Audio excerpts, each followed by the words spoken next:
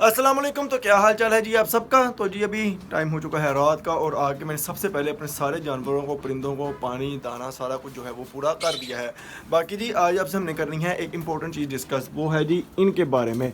जैसा कि मैंने आपको बताया था कि मैंने इनके बारे में ना एक भाई से बात करनी है जो कि इस बारे में एक्सपीरियंस रखते हैं अपने लव बर्ड्स में।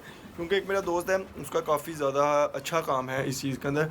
बल्कि किसी दिन प्रोग्राम बनाएंगे, चलेंगे उनकी तरफ जाके, उनका सेटअप की वीडियो वगैरह चीज़ें वगैरह जो है वो मैं आपके साथ शेयर करूँगा कि उन्होंने क्या क्या रखा हुआ है, किस तरह वो चीज़ों को मैनेज करते हैं। उनका सेटअप आपको जो है वो मैं प्रॉपर दिखाऊँगा।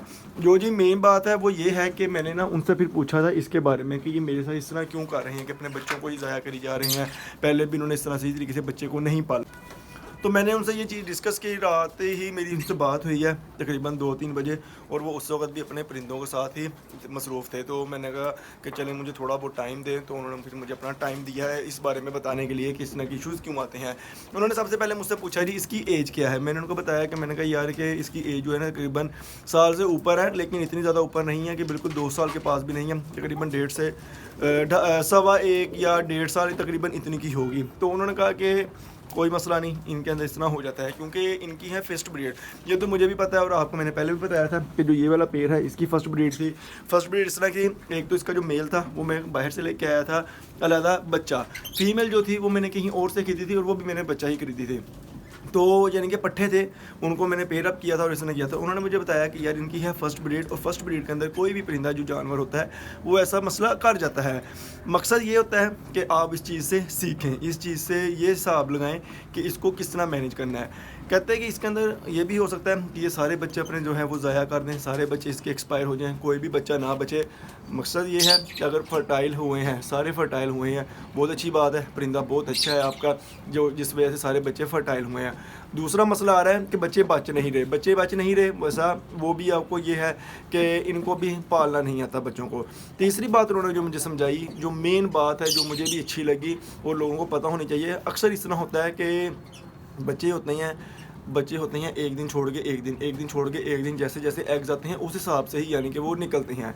उसमें मसला ये बनता है कि जो सबसे बड़ा बच्चा होता है वो फीड ज़्यादा लेता है, जो छोटा बच्चा होता है वो फीड कम खा सकता है। क्योंकि बड़े बच्चे जो होते हैं पहले बड़े हो चुके होते हैं तो वो फीड ज़्यादा जो है जो स्पीडली खा लेते हैं, स्पीडली फीड ले लेते हैं। छोटे बच्चे जो हैं वो भूखे रह जाते हैं, भूखे रहने की वजह से वो एक्सपायर होना शुरू हो जाते हैं। सबसे मेन मसला जो आता है वो ये आता है। तो उन्होंने मुझे एक चीज़ समझाई है, उन्होंने मुझे ये कहा है कि आपने करना ऐसे है कि जिस तरह ये एग्स देते रहें, इनके जो एग्स हैं वो उठाए जाने हैं। लेकिन उसके अंदर भी मसला होता है, अगर आप एग उठा लें तो ये दोबारा एग जो है वो लेट देते हैं।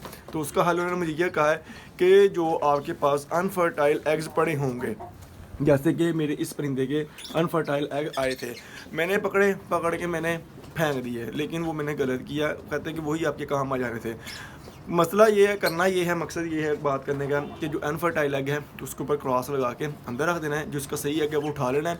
इस तरह की एक बॉक्स लेना है, बॉक्स लेके इस तरह ही जिस तरह ये नेस्टिंग है इसी तरह नेस्टिंग बनानी है। नेस्टिंग बना के इसके अंदर रख देना है किसी ऐसी जगह पर जहाँ पे ना तो बहुत ज़्यादा गर्मी हो ना ही बहुत ज़्यादा सर्दी हो।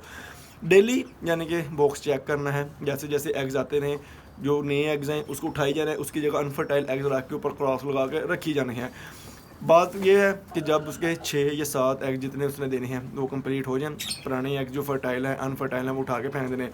दूसरा जो गौर करने वाली बात है वो ये है कि जो अनफर्टाइल एग्स रखने हैं वो रखने हैं जो प्रॉपर अनफर्टाइल हो और बहुत ज़्यादा पुराने ना हो, तकरीबन 18 से 20 दिन के दरमियान के हों। इस तरह का कोई एग नहीं रखना जिस तरह मैंने बाहर फेंके थे जिनके अंदर बच्चे बन चुके थे, या फिर इस तरह हो जाए कि डेड इन शेल हो जाए या थोड़े बहुत फर्टाइल हुए हैं, वो चीज़ वो बिल्कुल भी नहीं रखनी है। बिल्कुल खाली एग रखना है जो बिल्कुल ही फर्टाइल ना हुआ हो।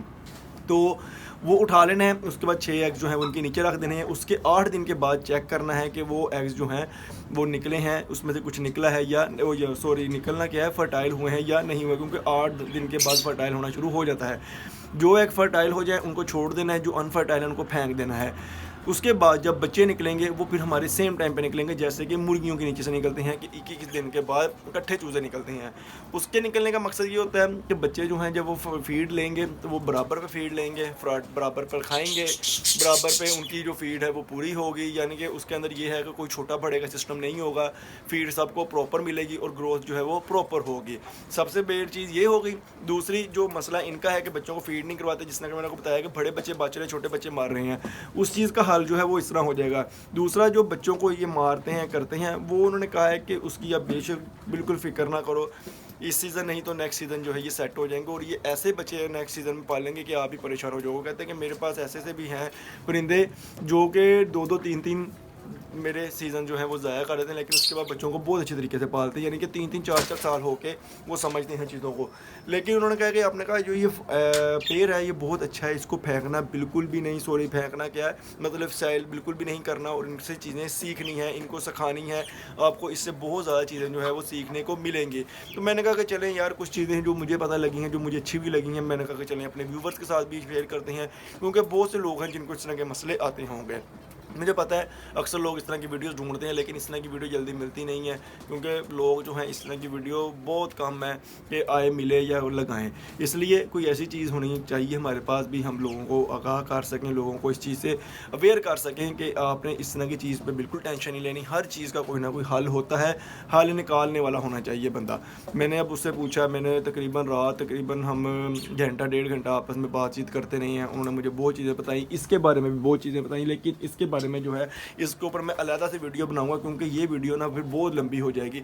इन्फॉर्मेशन की होती है ना, वो बंदा छोटी छोटी करके यानी कि छोटी छोटी क्लिप्स में दे तो ज़्यादा बेहतर होता है, वरना बंदा अगला भी बोर होता है, मसला बनता है। इसलिए इसके बारे में जो ये वाला पेड़ है, इसकी जो इन्फॉर्मेशन है वो मैं आपको अलहदा दूंगा, जो इसके बारे में इन्फॉर्मेशन थी वो मैंने आपको दे दी है। दूसरा उन्होंने मुझे ये बताया, कहते हैं कि एक तो जो सबसे बड़ा मसला है ना बच्चे नहीं जो पालते सही तरीके से, वो ये होता है कि हम इनको प्री मेच्योर एज के अंदर इनको लगा देते हैं। मैंने इनको तकरीबन 9 से 10 माह के बच्चों को लगा दिया था आपस में, इन्होंने मुझे ब्रीड भी दी थी जिसके अंदर से एक बच्चा निकला था फर्स्ट टाइम में। तो इसलिए मुझे पता है कि ये इस वक्त जो है ना ये साल सवा साल के दरमियान के हैं, सवा साल से ऊपर के नहीं हैं। तो इस तरह के मसले जो हैं वो बनते रहते हैं, उन्होंने कहा इस तरह की टेंशन बिल्कुल नहीं लेनी है। तो खैर अभी ये है कि आपको थोड़ी बहुत इन्फॉर्मेशन दे दी है, बल्कि मैंने अभी बॉक्स भी चेक करना, देखते हैं कि पता नहीं अब क्या बना होगा क्या नहीं, तो रिस्की है लेकिन फिर भी बॉक्स चेक करना ज़रूरी है। तो बाकी जी ये थी हमारी आज की इन्फॉर्मेशन की वीडियो छोटी सी, अगर अच्छी लगी हो तो लाइक ज़रूर कीजिएगा। दूसरा, अगर आपको कोई चीज़ है जो उसके बारे में थोड़ी बहुत पता हो, आप कोई चीज़ ऐड करना चाहें या आपको कोई चीज़ गलत लगी हो, नीचे कमेंट करके ज़रूर मेरे साथ शेयर कीजिएगा कि ये बात इस तरह है, ये इस तरह है, ताकि अगर कोई चीज़ है आपस में बंदा डिस्कस करें तो हमें चीज़ों का पता लगेगा, क्योंकि ये चीज़ जानदार और जानदार चीज़ों के अंदर केयर करना बहुत ज़रूरी होती है। बाकी जी मिलते हैं जी किसी नेक्स्ट वीडियो में, तब तक के लिए अल्लाह हाफ़िज़।